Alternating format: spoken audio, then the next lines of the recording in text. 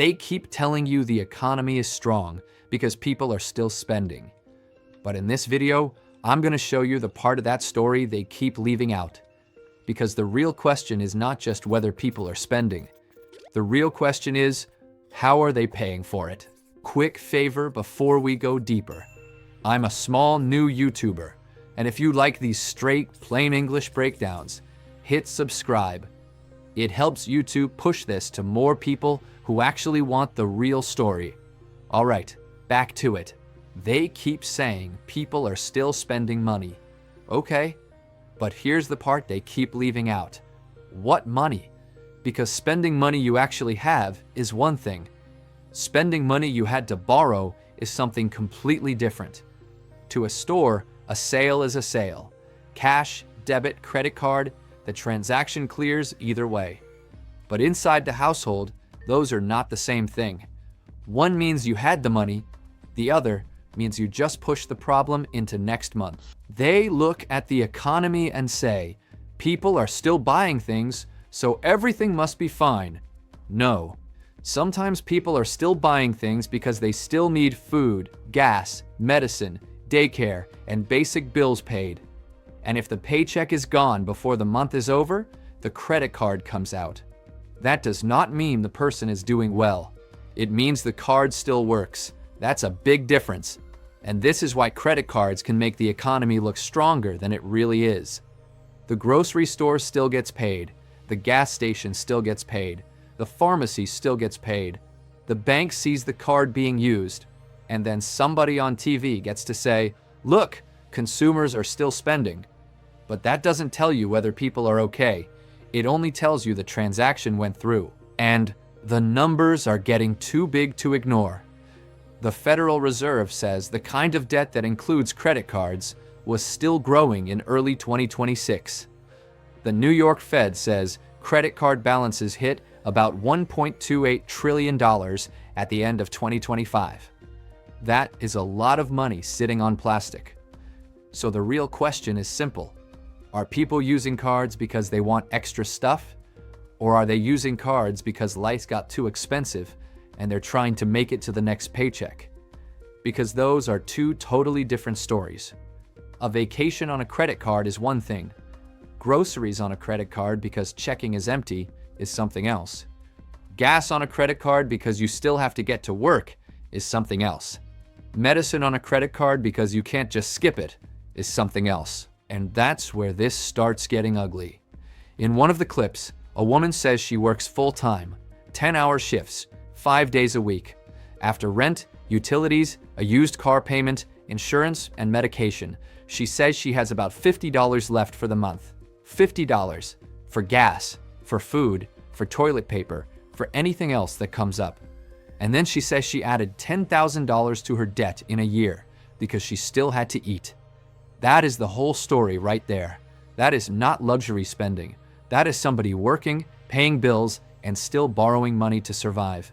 So when people call that strong consumer spending, come on, that is someone trying to stay above water. And credit cards are dangerous because they let you survive today by making tomorrow worse.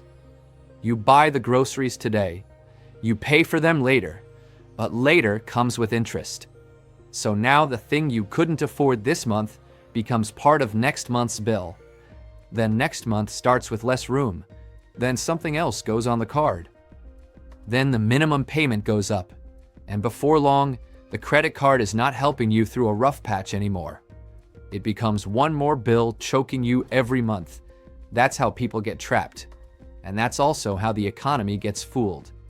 Stores still see people buying things, companies still see sales, banks still see card activity, but inside people's actual lives, the situation is getting worse. You can see it in behavior. People don't always announce that they're under pressure. They just change what they buy. They buy cheaper meat. They switch to store brands. They put off repairs. They stop replacing things. They stop going out. They start saying, we'll wait. We'll make do. We don't really need that right now. That's why the Costco meat story matters. Costco's former CFO talked about how shoppers often change their meat buying when the economy gets rough. Instead of buying beef or steak, they start buying cheaper proteins like chicken, pork, canned meat, or private label products. He said Costco saw that kind of behavior around past downturns, including the dot-com era and the 2008 recession. Now, does chicken mean the economy is collapsing? No. But people trading down like that tells you they're feeling pressure before the official numbers admit it. A grocery cart can tell you a lot. The receipt tells one story, the cart tells another. And it's not just food.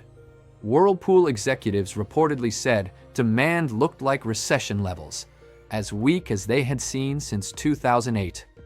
That matters, because appliances are tied to real life. People buy washers, fridges, ovens, and dishwashers when they're moving, fixing up a home, replacing something, or feeling stable enough to spend. So if appliance demand is that weak, while credit card balances are still high, that's not a great sign.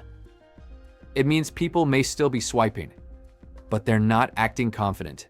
They're cutting back where they can and borrowing where they have to. Then there's consumer sentiment. In the report, the University of Michigan consumer sentiment number came in at 48.2. That's ugly. That's people basically saying, this economy feels terrible. So look at the full picture. People are still spending. Credit card balances are high. People are trading down at the grocery store. Big ticket items are weakening. Consumer sentiment is awful. Those things do not scream strong consumer. They scream people are trying to hold it together. And yes, gas belongs in this story too, but only briefly. Because gas is one of those costs people can't always avoid. If you need to get to work, you need gas. If the tank is empty and checking is empty, the card comes out. That swipe gets counted as spending. But it's not confidence. It's someone trying to get to work. That's the point. Not every swipe means the same thing. Some swipes mean people are doing fine. Some swipes mean people are trying not to fall apart. And the economy keeps treating both as the same thing. The debt data is where the damage starts showing up. The New York Fed said 4.8% of outstanding household debt was in some stage of delinquency at the end of 2025. It also said the flow into serious delinquency for credit cards was 7.13%. That means some people are not just using the cards more, they are starting to fall behind. And that number should not be treated like some cold little chart. That is the person who had $50 left after bills. That is the person who put groceries on the card. That is the person who used debt to get through the months, and now the month after that is already damaged. Because eventually the bill shows up. Eventually the minimum payment gets too high. Eventually the card gets close to the limit. Eventually the backup plan becomes the next emergency. So, when someone tells you consumer spending is strong, ask one simple question. How are people paying for it? From income, from savings, or from debt? Because if someone earns more and spends more, fine, that can be strength. But if someone earns the same, prices go up, and they borrow the difference, that is not strength. That is stress being dressed up as demand. That's why this credit card story matters. It's not just about personal finance. It's about whether the economy is being held up by real income or borrowed money. Borrowed money can keep things looking normal for a while, but it does not fix the problem. It delays it. It sends the bill to tomorrow, and tomorrow is already getting crowded. So here's the practical part.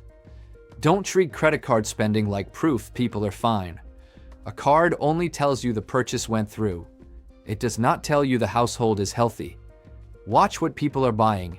If people are trading down from beef to chicken, from name brand to store brand, from replacing things to delaying things, that is information. Watch the minimum payment. That is where yesterday's survival spending starts eating tomorrow's paycheck. And remember this, a credit limit is not money. It is access to debt. Those are not the same thing. Life gets dangerous when the card starts feeling like income, because it isn't.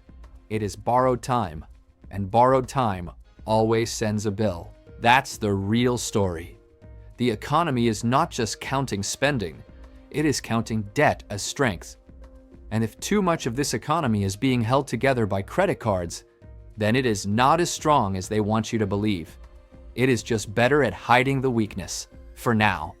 Because the economy does not break when people stop wanting things. It breaks when they run out of ways to keep pretending they can still afford them. And if you want to understand what that does next to credit scores, mortgage approvals, car loans, rent applications, and the rest of the economy, that's exactly what this channel is for. Because the headline number is never the whole story. The real story is usually hiding underneath the payment.